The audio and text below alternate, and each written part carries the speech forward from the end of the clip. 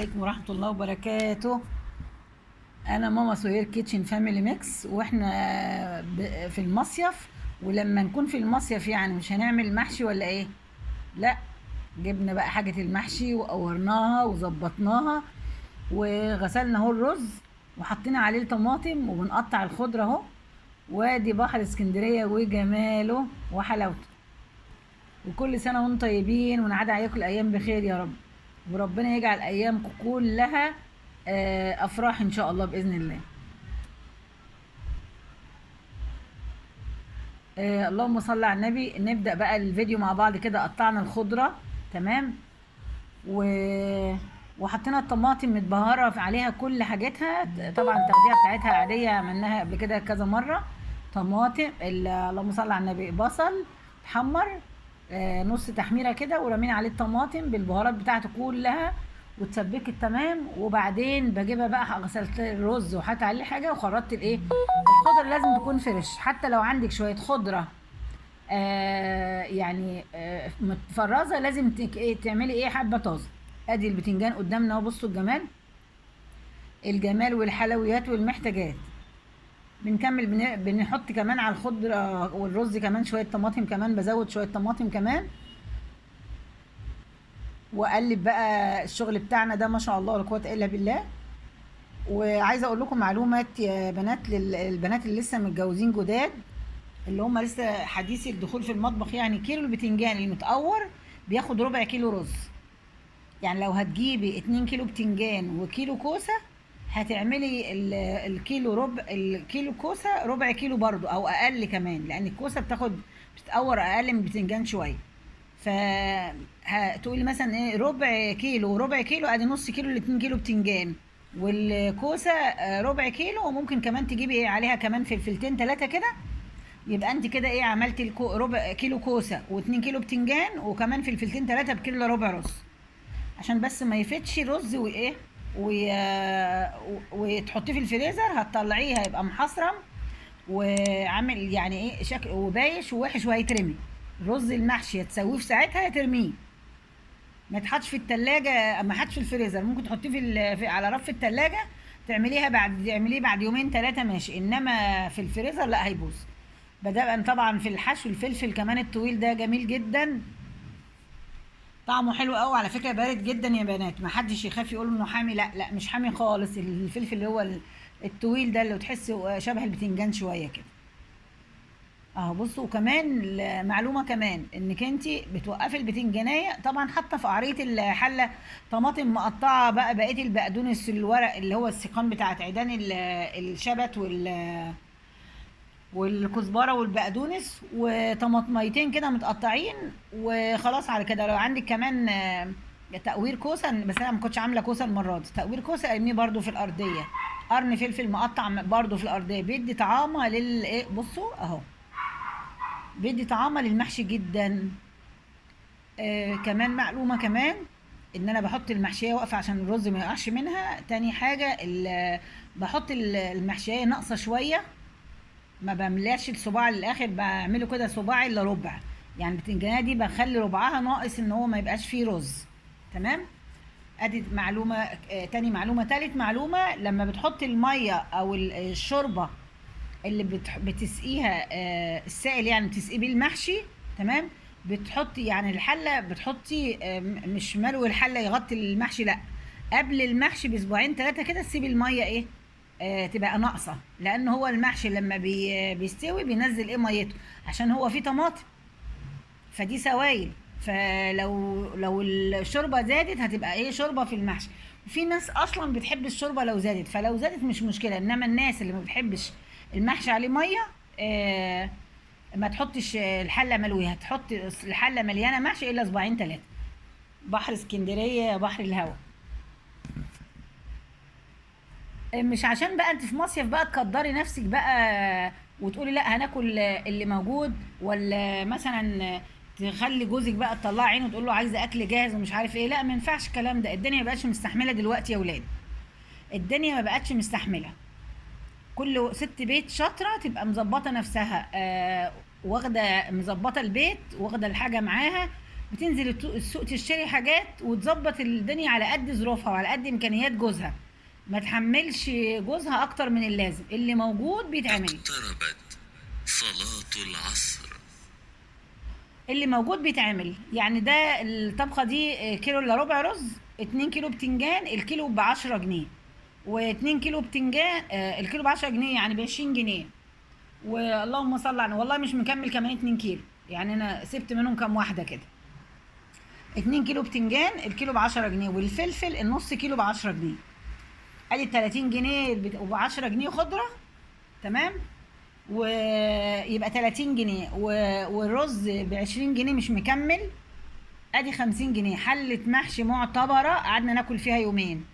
طب عايزين تاكلوا جنبها ايه؟ عايزين تاكلوا، ممكن تجيبي بتاع ده كيلو دبابيس، ممكن تجيبي مثلا كيلو اجنحة، ممكن تجيبي يعني الدنيا بتتقضى. ممكن تجيبي كيلو كبد وقوانص.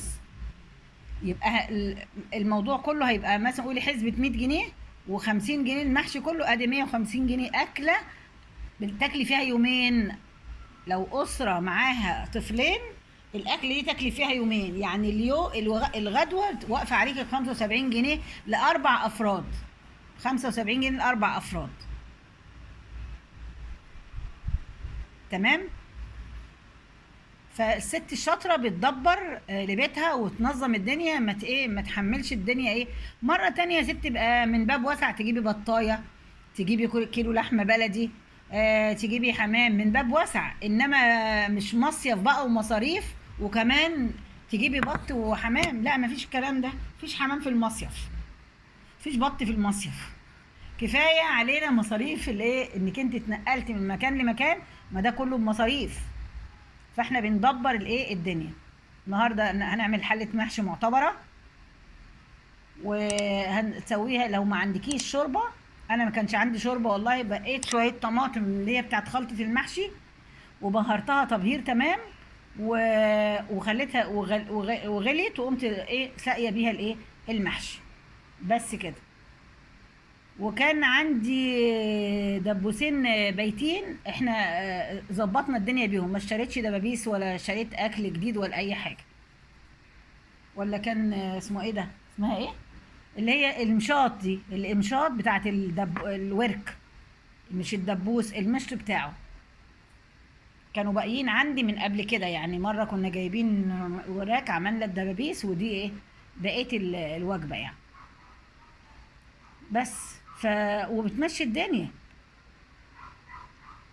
بعد ما بترمي بقى المحشي في الحلة بالطريقة دي، انت بقى بترتبيه وبتخليه صوابع واقفة ايه جنب بعضها كده، ما تخلوش نايم في الحلة كده، لان لو سبتيه نايم في الحلة وهيغلي هتلاقي الرز اللي ايه اللي في الحلة طلع من قلب المحشياية، وقع في قعرية الحلة. لكن لما توقفيه كده على حيله ويستوي وهو واقف على حيله، وما ينزلش الرز اللي فيه في الأرضية، ويفضل ماسك نفسه والرز بتاعه فيه زي ما هو. تمام. مش ما بحبش بقى الست اللي ايه تسيب غطا الفلفل وتقوم مغطيه بيه الفلفل، اللي هي الحته اللي بترمي دي. طب وليه؟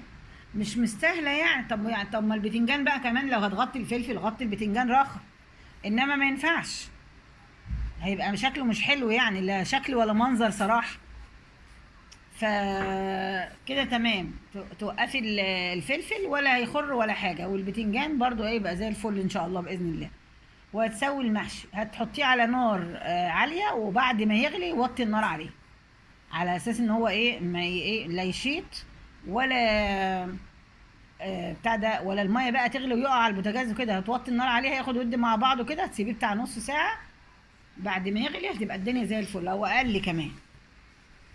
تمام.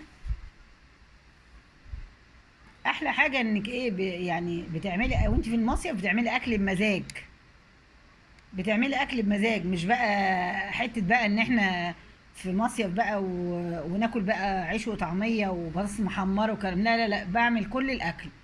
بنعمل محشي ونجيب سمك واشويه هنا.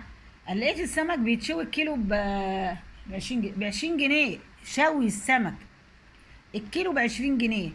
يعني انا زوجي راح يشتري سمك من اسكندريه، يبقى عمالين يقولوا هي اسكندريه ام البحر وام السمك. قال له الكيلو مشوي ب 120 جنيه. طب من غير شوي تشيل بقى 20 جنيه بقى صحن. ها ب90، ب90 والكيلو مشوي ب120. طب ازاي يبقى الشوي ب30 بقى؟ طب اتفضلوا. بيقول لك الكيلو ني ب90 ومشوي ب120. يعني ايه الكيلو بيشوي ب30 جنيه؟ ليه ده هبل ده ولا ايه؟ وكان اليوم الحراره فيه ايه؟ كانت والله العظيم معديه ال40. في اسكندريه كانت معديه ال40 درجه. فجوزي قال لي، قلت له لا هات وهنشويه هنا، هنشويه. هو ربنا يبارك له والله العظيم وقف في الحر وشواه. انما ناكله ب 30 جنيه؟ ب 30 ليه يعني؟ شوي. لا نتحمل الحر شويه. شوينا السمك في البيت. تشوي سمك، تحط اي صاجة عندك وتحط السمكة بتعوصيها ردة، تغسليه كويس الاول. و و و ولو سمحتوا يا بنات، لو سمحتوا محدش يشوي السمك، هو بعيد عن الحلقة بتاعتنا، بس محدش يشوي السمك ولا يقليه وهو صاحي، يعني فيها حرمانية. فممكن ايه تسيبيه بره بعيد عن المية عقبال ما يموت وبعدين تشويه، او تخبطيه على راسه. بصوا بقى حلة المحشي بقى ايه، اوعى حركاته. بص القرن الحامي ده في القلب، في القلب. بصوا اوعى، بصوا يا جمال يا جمال. ده في القلب القرن الفلفل الحامي ده. عمال ادور على فلفل حامي عشان احشيه مش لاقيه. بص بقى، تسلم ايدين جوزي، هو اللي رص الرصه الجميله دي. تسلم ايده تسلم ايده تسلم ايده والله. انا كنت بحشي وهو رصهولي كده عشان خاطر ايه؟ شايفين الفن؟ برضو الرجاله لما بتركز بتعمل شغل حلو.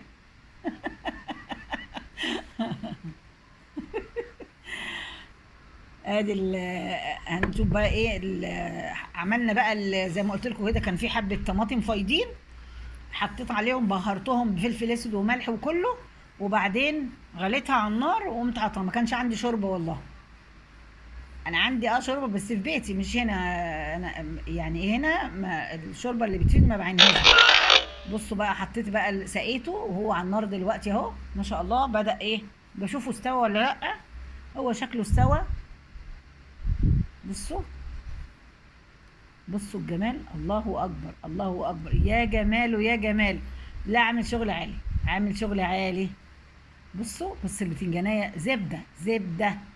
بصوا بصوا مش قادره اقول لكم على جماله وحلاوته، والله العظيم جميل جميل جميل.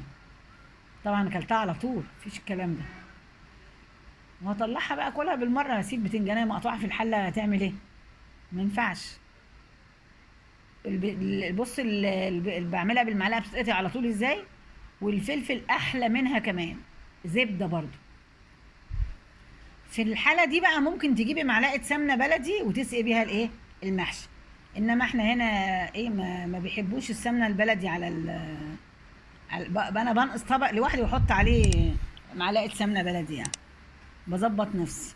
وجبنا بقى الاكل بتاعنا وطلعنا البلكونه، وحطينا اهي الحله هي بتاعت المحشي. ودي بقى بشاط الفراخ اللي قلت لكم عليها، بصوا بقطع لكم واحد هنا اهو. بصوا بص احمر وجميل من جوه ازاي، وزبده والله العظيم، زبده زبده ما شاء الله. هنغرفه بقى في الطبق. ودي الفراخ اللي انا عملتها جنبي طريقتها، اللي عايز طريقتها يقول لي وانا ابعتها له، او اعمل لكم فيديو بيها ان شاء الله باذن الله. فرشه بصل وطماطم وبطاطسايه واحده بس، وبتحطيها على النار بتاع حوالي ربع ساعه كده، وتقوم مدخلاها ايه الفرن. ونغرف بقى المحشي بتاعنا الجامد البطل بتاع الغدا النهارده.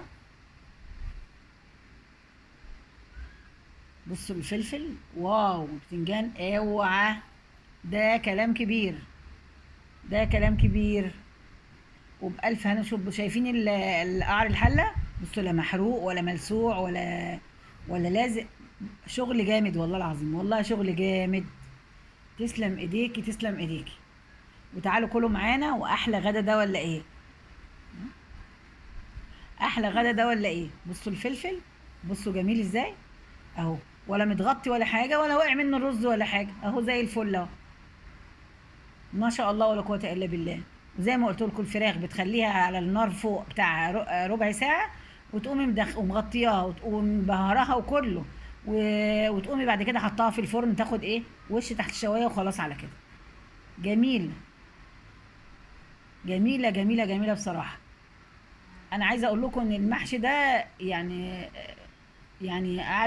قعدنا نتغدى فيه يومين والله ما شاء الله. والبطاطس جميله والفراخ جميله ما شاء الله. تعالوا اتغدوا معانا، وده كان الفيديو بتاعنا النهارده. وليه فين اللايك؟ بالله عليكم يعني حد ينفع ما تعملش اللايك؟ اشوفكم على خير، والسلام عليكم ورحمه الله وبركاته. يا ريت يبقى في تواصل، وانا ان شاء الله باذن الله اللي هيسيب لي كومنت يقول لي هو منين، واقول لكم على السلام عليكم ورحمه الله وبركاته.